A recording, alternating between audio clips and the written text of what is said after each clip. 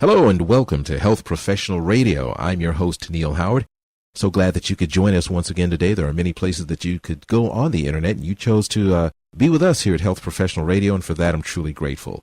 Our guest in studio today is returning Dr. Nina Anderson. Now, Dr. Anderson is Executive Director of Tova Community Health Incorporated, whose aim it is to build capacity for a community-based health center dedicated to providing the highest quality of care for people who are living with chronic medical conditions such as sickle cell disease.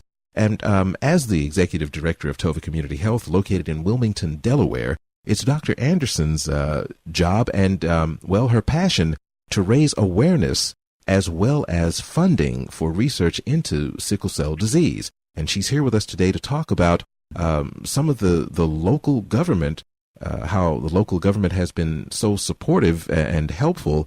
Some of the supporters that have shown great interest and offered their support, and the future for Tova Community Health overall. How are you doing today, Dr. Anderson? I'm great. Thank you. Thanks for having me. Thank you so much for coming back with us. It's always a pleasure to talk with you. Sickle cell disease. In other segments, when you were here before, we determined that sickle cell, among other diseases, is one of those that are termed as an orphan disease. An orphan disease being one that it's determined that not enough people suffer from the disease in order to, get a good return on investment when it comes to putting out those research dollars to try and find a cure. Diseases that wouldn't be considered an orphan disease would be HIV or specifically maybe ovarian cancer or something like that. Breast cancer, certainly. But when it comes to some of the lesser known, or not necessarily lesser known, but lesser exposed diseases, sickle cell being one of those diseases, funding and awareness can be very, very hard to gain. Is that correct, Dr. Anderson? That is correct. Mm-hmm. Now, Delaware is a small place. What are we talking about? What are the numbers of people that are suffering from sickle cell? Not necessarily specific numbers, but in a general way, what are we talking about here? So we estimate approximately 700 children and adults in the state of Delaware live with sickle cell disease. Mm-hmm. And so if you look at that and you try to talk to stakeholders, they say, wow, that's a very small population of people that you're advocating for. But, compared to other states like Pennsylvania, where there's a population of 8,000, we're definitely on the smaller side as far as our numbers across the country.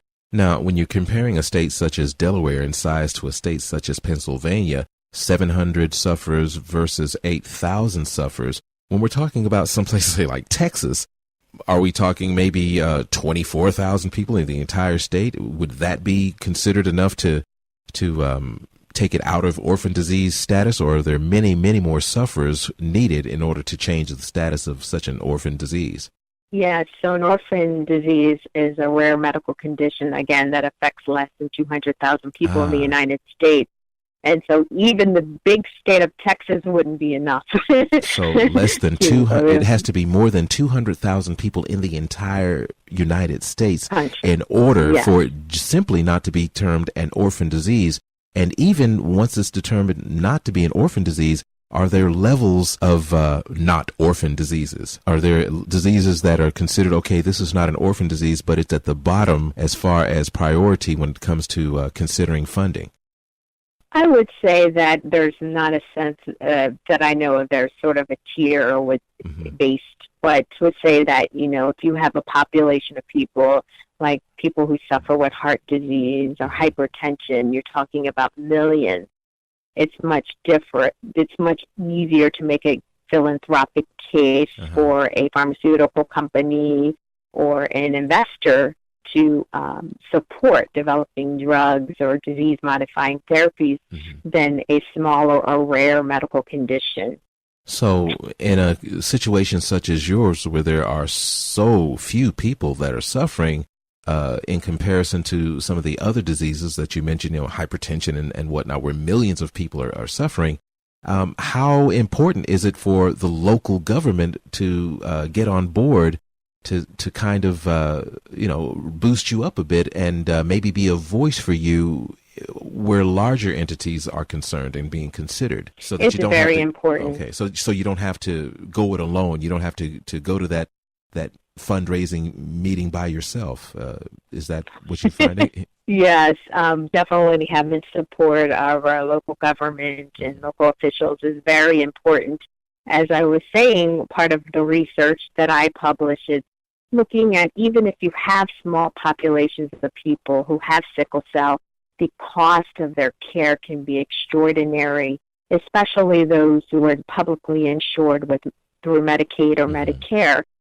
In my research in 2009, there was one patient in my data set that the state paid $320,000 just for their hospitalizations alone in 2009. So if you think about that one, that's a lot of money. Oh, a huge amount of money. Yeah. It's nothing. Yes, and that's not to cover their outpatient visits, their medications, emergency room visits. So I had to make a case that, yes, this may be a small population, but the cost of providing care for them is extraordinary, and we can do better. Now, you're not the only folks involved in fundraising for certain diseases, certainly not the only organization trying to raise awareness and pique interest and thereby gain funding into an orphan disease. What would you say to our listeners, who are many of which are healthcare professionals such as yourself, who are trying to find ways to get some funding for some of their research, maybe bringing learning institutions on board, maybe some large advertisers, or to do basically what you've done and organize different events and whatnot? What would you say to them so that some of your success and some of your lessons learned can be transferred to them? I would say that you have to start local, like I did, develop relationships with a community-based organizations, churches, people that you know, your colleagues, and build from there. This is something that I've been working in passionately for the last 5 years to get to the point that I am now.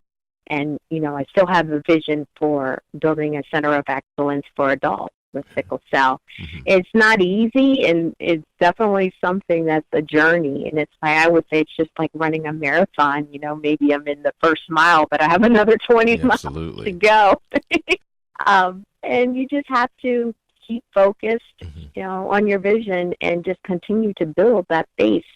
And, politics and relationships are local, help to expand on developing relationships with other academic institutions across state lines, which I have a partnership with Johns Hopkins, which has been tremendous.